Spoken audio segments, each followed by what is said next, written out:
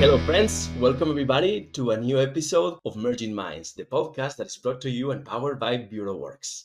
Today, as always, I am super excited.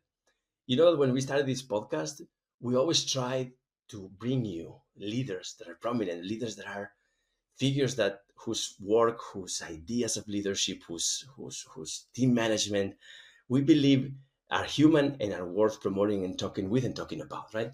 So today I'm super excited again, as every episode, to bring you my good friend Wada'a Fahel. Wada'a, hi. Hi, Hafi. Thank you for having me. It's a pleasure to have you here today with us.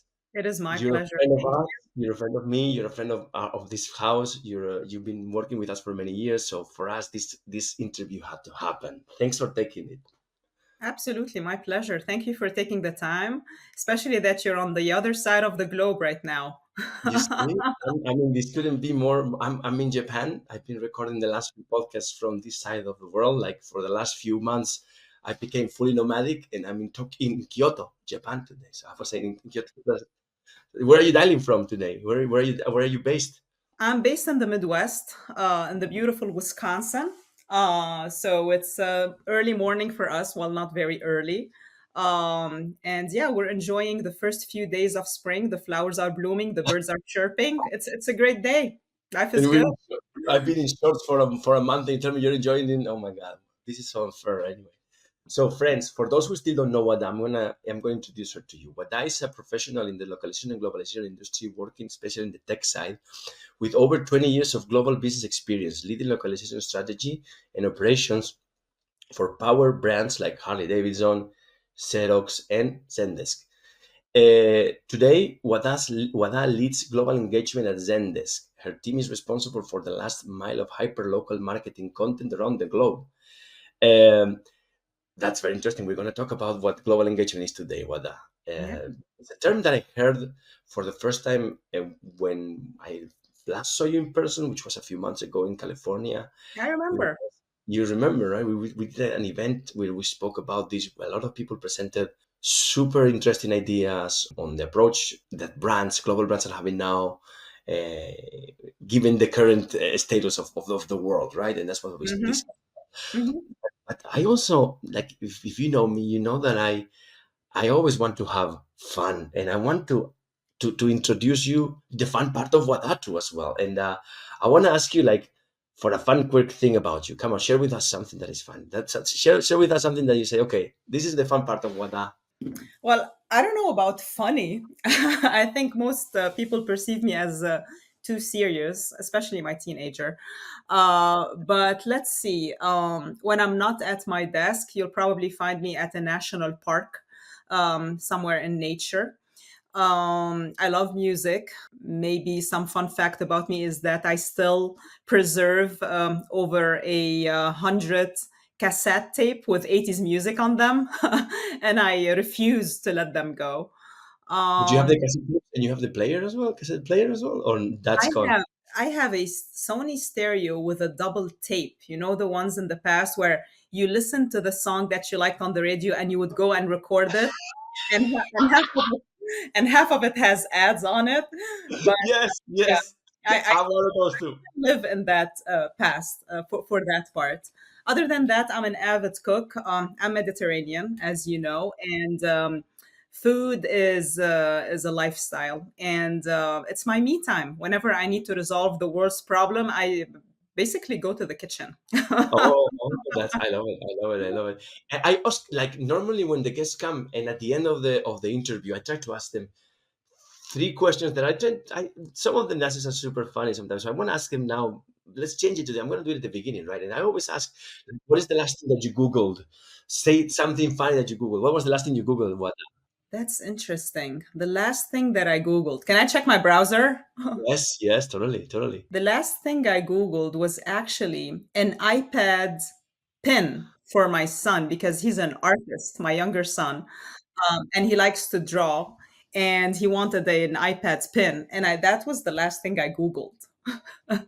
You said about music and that you really keep that music from the 80s. So I always ask my guests, describe yourself as a band and as a song, or name a song and a band that describe you. Oh, no. Well, it depends on the day, Hafi. So, I mean, if you ask me in the afternoon, it would be a different song. Let's see. What would be my go-to song any time of the day? It would be probably Fleetwood Mac, Sweet Little Lies. Oh, I love the nice, song. nice, nice, Uh, nice. yeah.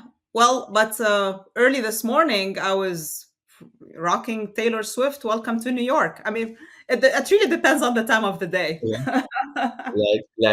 Okay, not Sweet Little Lies, but Rumors was recorded meters away from where we last met in Sausalito. It's like a legendary recording studio that was there. That was like that's where Fleetwood Mac gathered to record it in '77. I think it was. Yeah, Yeah. yeah, if I'm not Yeah. mistaken. So, yeah, yeah. Well, I'm a rock and roller. Old. We're old. Oh my God! And you're originally from Lebanon. That's correct. I Am I am. mistaken? You are, and you live in the States. Tell us about that. How did you make it? How did you come from Lebanon to move in the States? Yeah, so Lebanon is a very small, beautiful country overlooking the Mediterranean. It's in the Middle East. So I hail from that part of the world. I grew up there. If you know, as you may know, most Lebanese speak 2 to 3 languages. It's a francophone country because we were colonized for a long time. So French is almost our native language. And Hmm. then prior to moving to the States, actually, I had a stop in Europe. So this is where actually I was introduced to the local world, and we can talk a little bit more about this. But yeah, I ended in the States because of my significant other. He basically lured me to the US, and the rest is history. I love it. I love it. So now that you mentioned it, like I always try to ask the guest, like, how did you stumble upon the localization industry? Because most of us we stumble upon it. Like, if you ask somebody that is 25, 26, what localization is and translation, is like, oh, I want to be a translator. I'm going to study Mhm. translations. But then when you're in the industry and you meet a lot of folks like us, it's normally somebody from somewhere who lives abroad and works for a company from somewhere else, True. and you stumble upon a globalization or internationalization position just by luck. So how did you stumble upon this, or how True. did Yeah, you find no, it? no, I definitely did not grow up dreaming about becoming a localization expert. Localization got me. So one of my first few jobs was for an Italian company called Cartiere Miliani Fabriano. So it's art material and printing presses. I was responsible for a book of business. So my background is in international business. Okay. And I was responsible for a book of business of European companies, printing presses, art material, and what have you. And one day my boss came to me and he said, we had to convert all of these catalogs for our clients. And I'm like, what do you mean convert? And he said, well, we have to make them available in the local language for various portfolio, clients. And I'm like, okay, I'm resourceful. I can figure it out. And I started contacting vendors like small companies, translation companies, because the catalogs, it was mostly our clients had a brick and mortar environment. So you had to go in, look at the packaging and the labeling and all that. There was a compliance component to art material too. Um, and I started researching translation companies.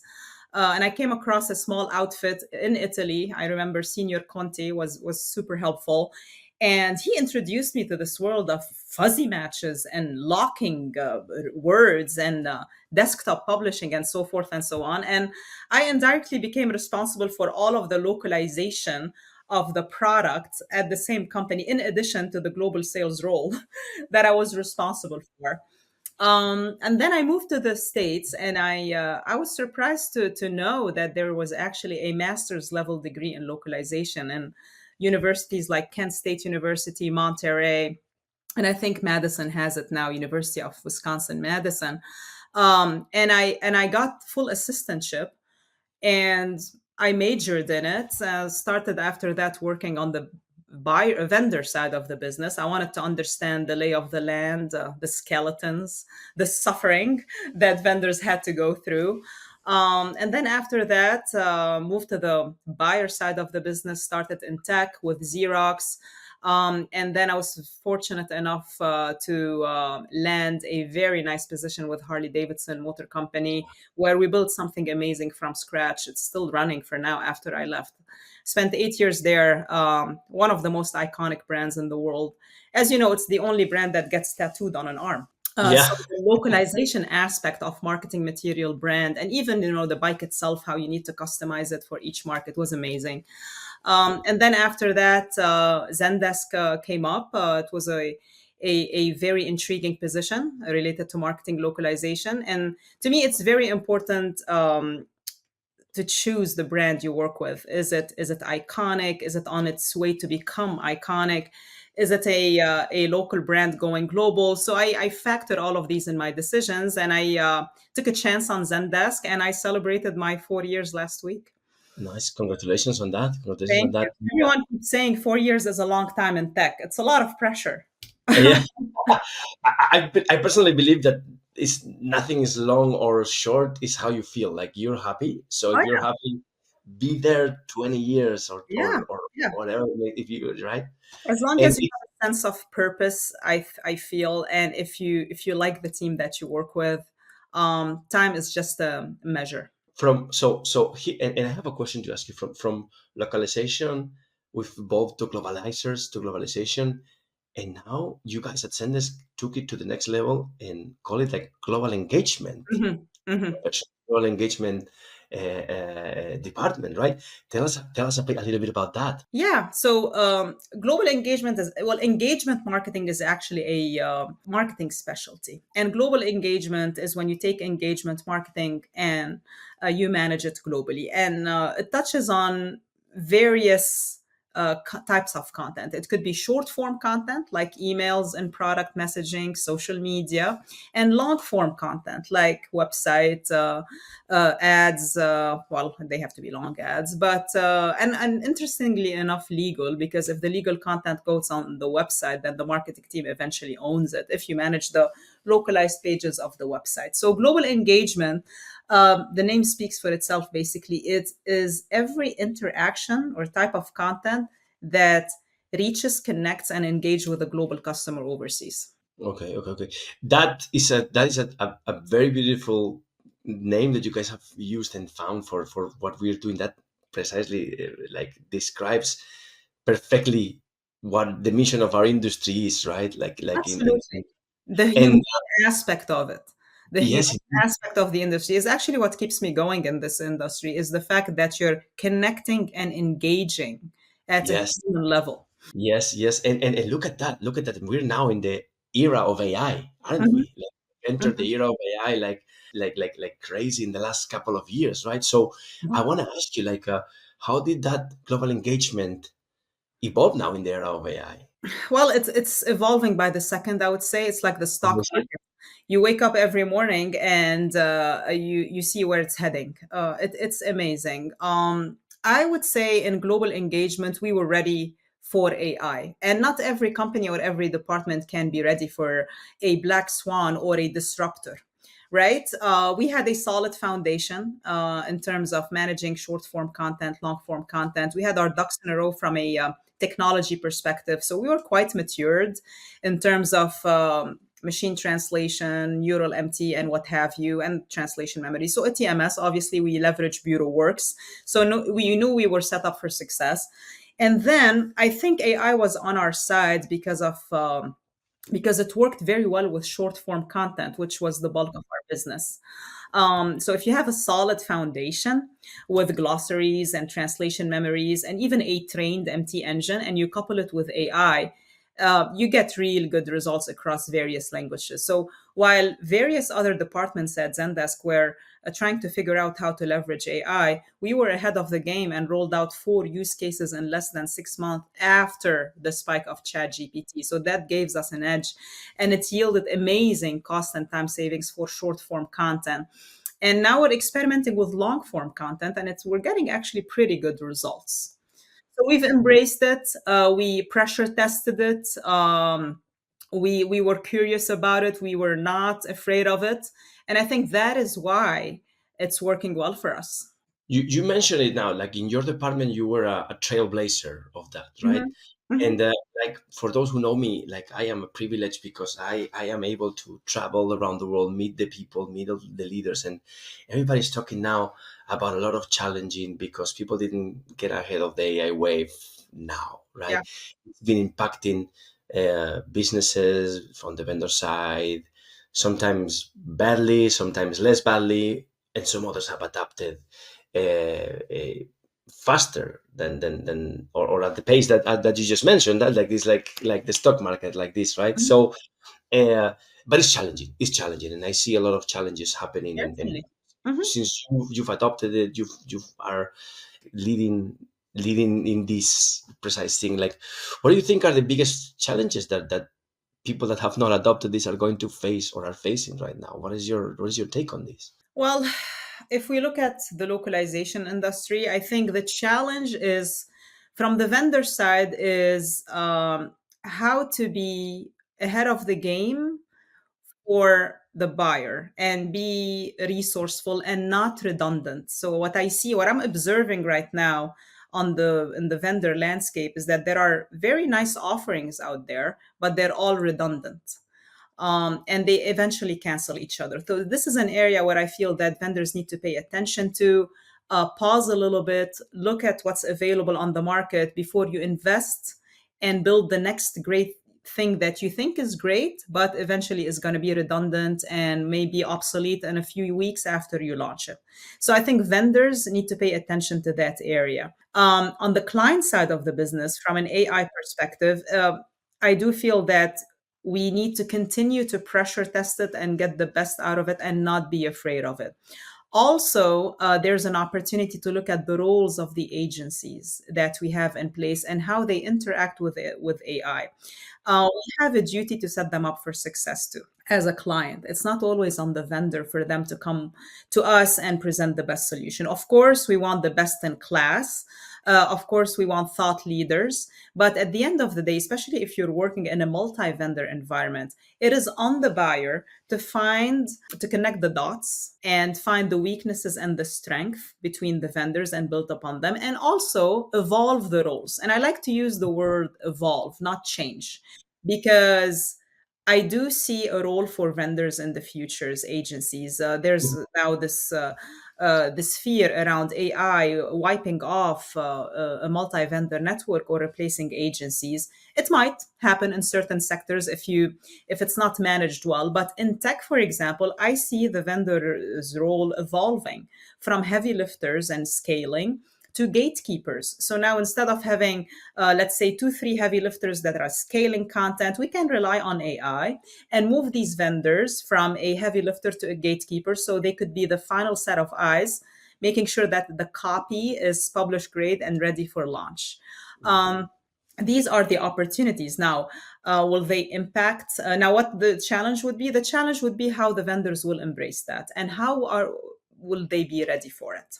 And yeah, that's very interesting that you mentioned this. And while from your on your end, while doing this task as a client, right, the role of technology is playing, I guess, a very big important part in what you do, right, to make Absolutely. the best out of that, right. I want to ask you, like, to complement what you were saying, like, what are the best innovations and technologies that you're most excited about that you've seen recently that allow you to do that? Mhm. Now, there are various tools out there. ChatGPT 4.0 rolled out, I don't know, a few days ago, and we see a synchrony between image, content, and voice that is so far second to none. It is exciting. And we see support for various languages. It is exciting, but again, we have to be cautious and select what works for us for our framework. And this is what I'm excited about, the suite of services and options that are available out there for us to choose and select from. Because if you look at the industry in the past decades, right, before the spike of ChatGPT and AI in general, we struggled on the buyer side of the business to find a new technology that complemented and accelerated and amplified our foundation on the buyer side of the business. it was challenging. We had to be creative. We had to be a little bit unorthodox, maybe not engage LSPs, look elsewhere, maybe engage tech tools or a MarTech stack that was a little bit different to meet the business needs. But now, with the suite and variety of services out there, it is not a service paralysis or technology paralysis. I think it is a wide selection of options that will help us test and select what works best for us and build upon it. That's what I'm really excited about right now is the diversity of options in the market. The other thing, what I'm excited about is really working with a small specialized companies like BWX. With all due respect, obviously, to large LSPs, they're our partners. We love working with them. But when you're on the t- from a tech on the tech front perspective, from a tech front perspective, you want your partner, your tech partner, to be agile and to be fast, not go through many layers of bureaucracy and logistics to unlock a feature and roll it out. We live in a very fast paced environment where the leadership is constantly asking for quick wins. And these quick wins cannot happen if your agency or your tech partner is slow in responding and executing. I feel that we're blessed with BureauWorks, the agility of things and the ability to roll out features and unlock features very quickly as opposed to other tech partners. Well, thank you for for mentioning us and for telling this about Warranted. this. It's really an honor. It's an honor. And I really like. I love the freshness of your perspective and of your ideas and the view you have of the industry. Really, it's really refreshing and nice to hear your take on this, Wada. And I'm happy you've shared this with us. And now like when we started Merging Minds a few some episodes ago and a few months ago, like I talked to Gabriel, the CEO of BureauWorks, and I told him, "Hey, man, one of the things that we should definitely include, and I always vouch for, is like to to bring our guests our guests come in that are leaders that have had a certain journey, longer, shorter, we don't care, like, but a journey that is like shareable. So I want to ask you now a little bit about your leadership journey, right? Like, how did it get started? Like, when did you start leading teams, and like when did you get started? Like, hey, was it like you had to stumble upon it, you were appointed for that, was it a natural evolution, how was it? Sure, it's a great question, and it doesn't come with a manual. I'm talking about the people management side of things. So I've been leading people for over 20 years. Uh, Okay. in the localization field, I would say the past 14 years, I've been managing people heavily. And that's a mix of FTEs and contractors, so full time employees and also contractors. We also consider our partners as an extension of our team because at the end of the day, you're leading these agencies and you're making sure that they integrate well with your internal team. So it all started in the past, I would say 20 years ago, with probably one or two contractors or employees, and then grew. And you learn along the way, you make mistakes, you learn along the way, and then you develop your own style and leadership. Now, the environment that you're in also impacts your leadership style. Especially this multicultural environment we have, which is, I find it super beautiful. Like, I come from the north of Spain where I grew up, and I was like, everybody was from the north of Spain, and then I went out to the world and I started working in these multicultural teams, and you have a friend from Brazil, from whatever, and you learn how they are, right? Yes, yes, certainly. You have to adjust your style while staying true to the company's value system. So to give you an example, at Harley Davidson, a motor company, it's a Midwestern company. They're great and they have branches all over the world, but still, your role as a localization leader there was to integrate between the US and international and bridge gaps, especially cultural and communication, and also get buy-in and trust. So it's the way I managed that part was with the small wins. So building a Mm. team, obviously, that is able to scale. but focus on progress and not perfection. So, for example, and I tell my team the same all the time, if you make 1% progress every single day, that's 360% per year. And that is amazing, an amazing figure. So we want to start by earning trust and respect around the organization. That's the mentality that you want to instill in a localization team, because the localization team is not very well known in a corporate environment. People need education, they need to be handheld. And it's our job as localization leaders to drive that ship. You can't do it alone, so you have to also coach and nurture your team members to be able to communicate consistently across the globe, and with internal stakeholders. So I truly focus on having the same tone as a team vis-a-vis various stakeholders internally and also the agencies. Even the choice of terms sometimes, that is very important, and it conveys a very good image to stakeholders. If you have a major win with one department, it's a word of mouth. You're able to leverage the success story, move to the next department, get buy-in, and so forth and so on. And that is what I consider was the highlight of my career at Harley Davidson for 8 years, where we were able to build a globalization capability from scratch, from the ground up, and expand it across 96 markets, touching on every aspect of content, that is compliance all the way to brand. Um, that effort was not easy. It took a lot of effort to get to that level, a lot of trust and respect, and building rapport and confidence with stakeholders. So that is the type of leadership that I run with. Also, I think I'm good at balancing opposite abilities. Uh, so I'm in command, but out of control. I'm not going to manage daily activity. I'm not going to micromanage daily activities. That's why you hire people who are experts. So you give them a direction, you set the goals, your OKRs, and you expect them to run with it. I am empathetic, but I'm also very high on accountability.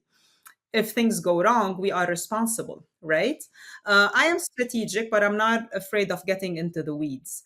So I think all of these elements came together naturally. Again, leadership does not come with a manual. You make mistakes, a lot of them, and you learn and grow. There will be along the way. I've been in business for about 20 years now. Along the way, a lot of bricks will be thrown at you. And the best thing you could do is to take these bricks and build your foundation. Yeah, Do yeah, not give up, be steadfast, be persistent. So you want to be steadfast, you want to be persistent and consistent, because consistency leads to great things. The most successful people I worked with were not the smartest, but the most consistent.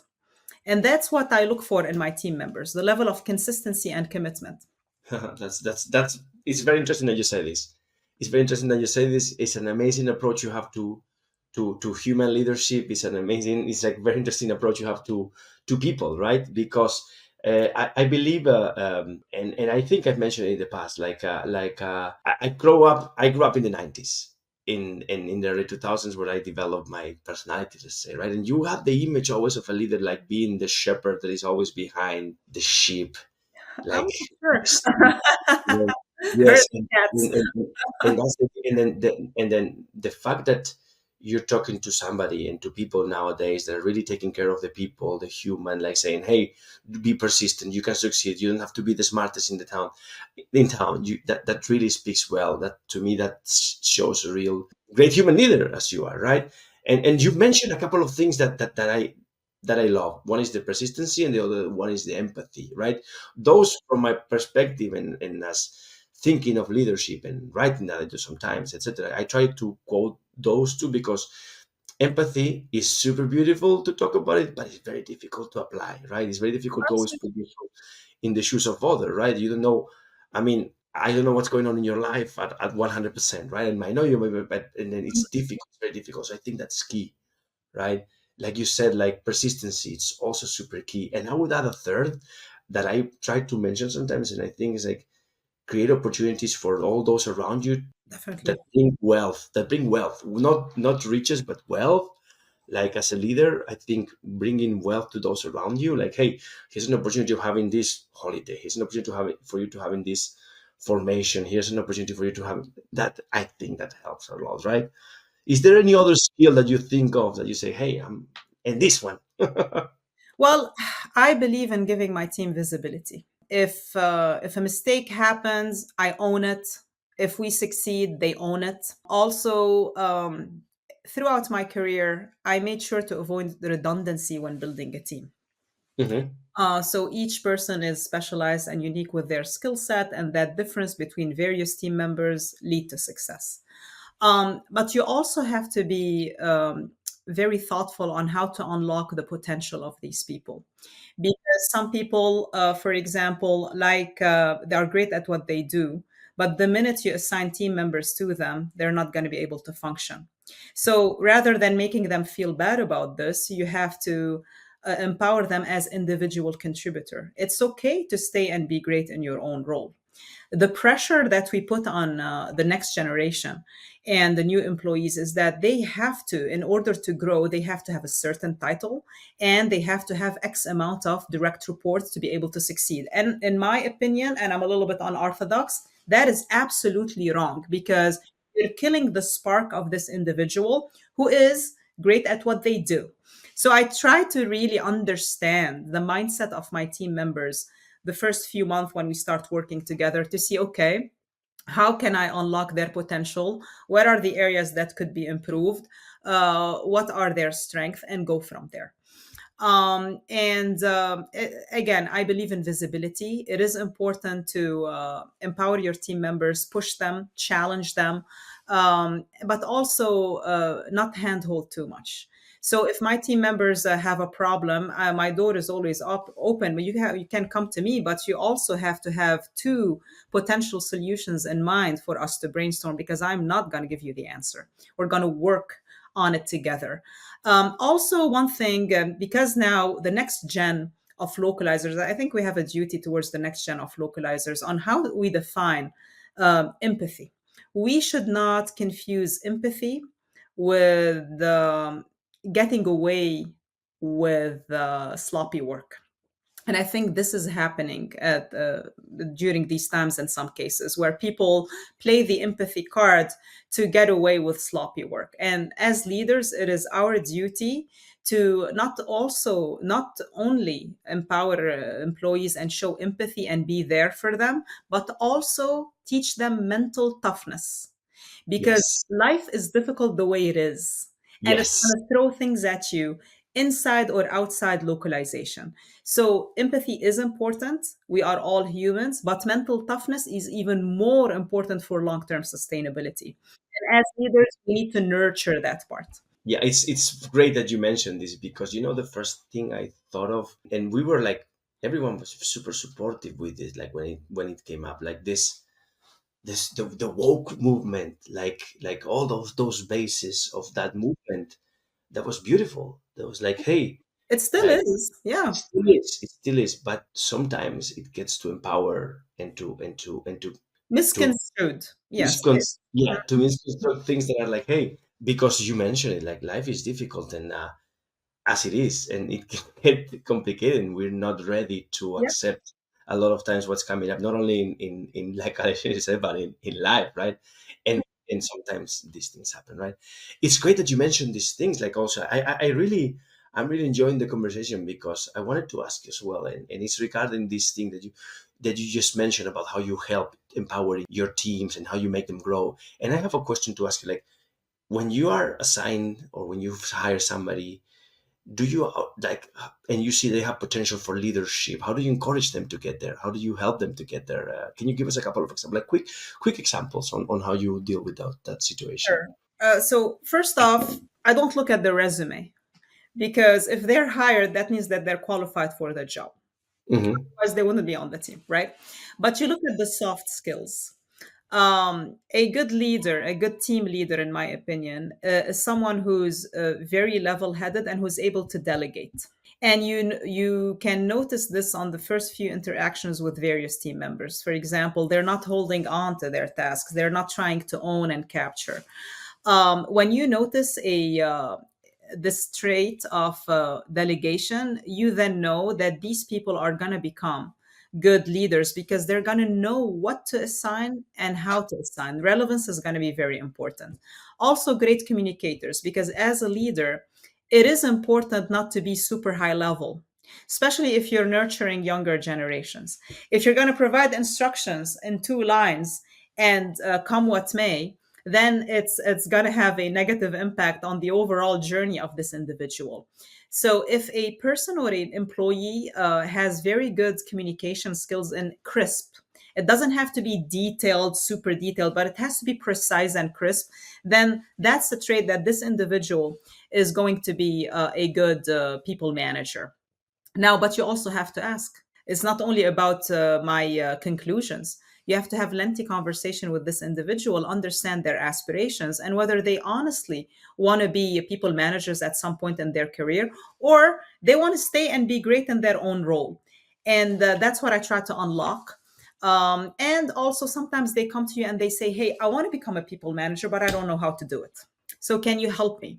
And this is when we start looking at traits and strength and opportunities, and try to give them an opportunity to lead. Start with one person, and mainly see how they interact with the agencies. The daily activity with the extended team, and that is the agencies, is a very good indicator on whether these people are going to be good people managers in the future. So there are a lot of factors that come into play before we determine if an individual is qualified to become a solid people manager. And since you've mentioned it about the new generations, I think, and comparing to what I just mentioned about the impact, the idea of leadership that I have growing up in the 90s, I really like about the new generations in their take to leadership, the importance they give to vulnerability. Like, hey, I can be your boss, but I am not feeling well. I don't, I, this is making me, like, can you tell us about the role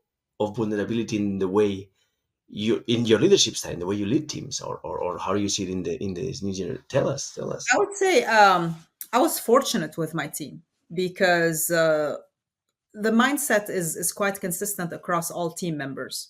But you have to also take into consideration the cultural factors. When you have a multicultural team from various nationalities, um, perception is important. And some people feel comfortable to share and others don't. And we have to respect that. So, creating a nurturing and open environment where creative ideas can thrive and also openness is available is good. But also, you have to set up boundaries because, and to being very honest here, in some cultures, if they expect the leader to be strong, to give a direction. If you show vulnerability all the time, you're not going to earn respect. Hmm. So you have to adjust accordingly. In other cultures, they're looking for this vulnerability because this is the servant leader mentality that pushes them or drives them to be open with you. I think the key is to strike a balance between it's an open environment. I'm your big sister. I'm going to defend you whatever you want. But if something goes wrong, don't do it again. So, again, it takes time to build this, understand the various cultural factors on your team or cultural perceptions, respect that, but also keep in mind that you work in corporate America and there are things that we need to do a certain way. Yeah, yeah, yeah. Well, I want to ask you one last question, and is is what advice would you give the next generation of leaders, given the journey that you've lived so far? We've had it hard, Hafi. I mean, when I joined the industry, we did not have resources or access to resources or role models to look forward to meeting with or to look up to. It was a challenge. It was a little bit robotic when we first started because, okay, you go, you attend the conference, you take notes, and you're done with it. I do feel that we're evolving a little bit now in the industry. For example, Women in Localization started the mentoring program. I'm a designated mentor. I already have a couple of mentees that I work with. I do feel that as leaders, when we reach a certain level, I don't want to say the top because There's uh, never top. There's never there's top. never a top, and leadership is an endless journey. I still learn every single day. But when we reach a certain level, you go up the ladder or you take the elevator, it is your duty to send this elevator back down and help the next gen to go up the ladder and find their sweet spot in the industry. It is a challenging environment because there's this perception that localization is translation. I do believe that as an industry, we have to do better. through the conferences on various or various forums. Localization is not translation. It's a lot more than that. Translation is the last mile of Hmm. localization. We have to do better. We have to nurture the next gen. I encourage all the leaders to sign up to become mentors. Just take a few questions or maybe provide some guidance, because it is important to have a sense of direction at the early stages of their career, so they know that if it's not for us, there's still time to shift gears and move towards something else. Or maybe they can realize that, you know what, I can cut it in this environment, and I'm going to try to learn more and make mistakes and grow as an individual. So let's start there. First, spread awareness, be available as leaders, be available as mentors to coach and nurture the next gen, and also observe how the industry is moving, the industry trends, the latest technology, and how localization will look in 10 years from now. Now, of course, we're terrible at predicting the future, but I think we have enough data now, unlike in the 90s, to see where the industry is heading. And it's more and more towards tech and AI. The human element is going to be the only constant. Okay, well, thanks for that advice. Like, well, as always, it's a pleasure to talk to you. I Thank feel you. refreshed. I feel empowered. I have hope because I know there's good people out there that are leading the way. So keep doing what you're doing. Thank you so much for this time. Thank No, you so thank much. you. And my story will never be as adventurous and excited as yours, Hafi. So we're fortunate to have you in the I'm industry. recording this podcast from the floor in Japan, so I hope I didn't move a lot, but Not at all. Not at all. well, thanks to you, Wada, from the bottom of my heart, from all of us, from the bureauworks family. Thanks to all of you listening. Thanks for Thank the you for support you're having giving us, and hope to see you again in the next episode of Merging Minds. me. Bye. And take care. Bye.